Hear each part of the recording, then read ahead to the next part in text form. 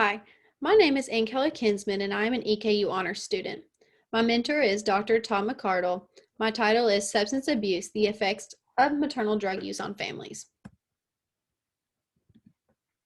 My research question states, what challenges, successes, and experiences do individuals in Liberty Place face as a recovering mother? Liberty Place is a drug rehab place right in Richmond, Kentucky, and it focuses only on women. I'm going to give you a brief overview of my literature review. First is the effects of drug abuse during pregnancy. Children who are prenatally exposed to substances are more likely to have symptoms associated with ADHD and ASD. Another study concluded that the frequency of ADHD, MDD, generalized anxiety disorder, OCD, specific phobia, and separation anxiety disorder in children of addicted parents were more than a non-addicted parent. And then also, children who have been diagnosed with neonatal abstinence syndrome are likely to have lower scores on cognitive tests later in life. There are also other issues families may face when a parent is abusing drugs. These are custody battles, health concerns, and parenting concerns. Substance abuse changes the brain. So I think a lot of us know this. There's a lot of research about this topic. Drug abuse actually changes the chemical makeup of your brain. So therefore, caring for children becomes confusing, not important, and unnatural for people who are frequent drug users. Art therapy. I absolutely love art, so I'm incorporating art into my project. I thought art therapy was a great way to do these interviews because it would allow easier communication. And then here are the methods I used for my project. First, I got IRB approval to do the interviews at Liberty Place in Richmond, Kentucky. I read the verbal recruitment script. Participants signed informed consent forms. And then I did a painting activity during all 6 interviews with the women. Here are the interview questions I asked each of the 6 participants. Could you elaborate on your experience as being a mother while living at Liberty Place? What has been your experience at Liberty Place as a recovering mother? Has your role as a parent ever made it difficult for you to focus on your own recovery while at Liberty Place? If so, please elaborate. Tell me about your family life before coming to Liberty Place. Tell me about your communication with your family, child, or children currently. Tell me about if or when your family comes to visit you. How do you feel if or when you're able to communicate with your family? How do you expect your family to react when you finish the program?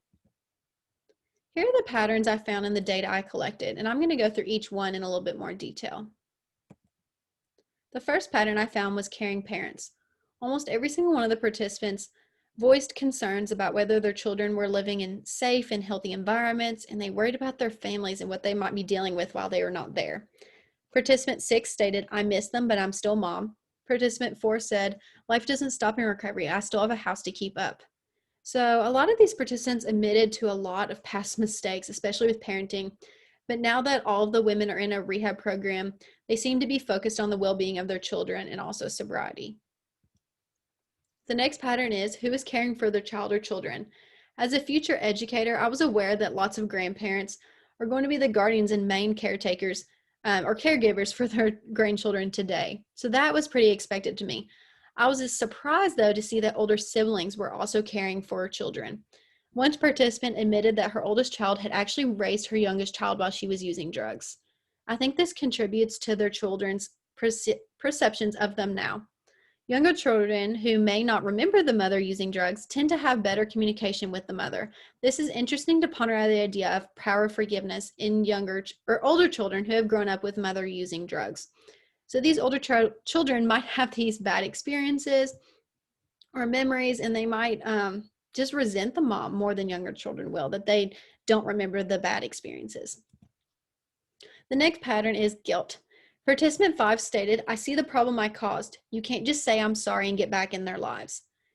Several of the women had family members turn against them because of those past mistakes, and a lot of them had lost loved ones due to substance abuse. One participant talked about losing her husband to drug use, and several of the participants talked about losing siblings or really close friends as well. Several of these moms agreed that they were not bad moms, but sick moms. Next is relearning how to be a parent. Now that they are not abusing substances, this causes fear in how they should parent and interact with their children. 4 of those participants said yes to that it was difficult being at Liberty Place and also being a mother, and the other 2 said that sometimes to this question. One participant even talked about how there used to be a parenting class at Liberty Place, but they've gotten rid of that. Next is family and friends support. When the family supported the woman at Liberty Place, they tended to be really positive and hopeful about the future. And those that did not have that family support, they just kind of seemed lost in the process. Communication with family.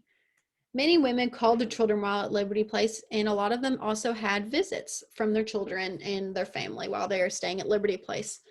A lot of them talked about how effective and great these visits were and how they look forward to seeing their children.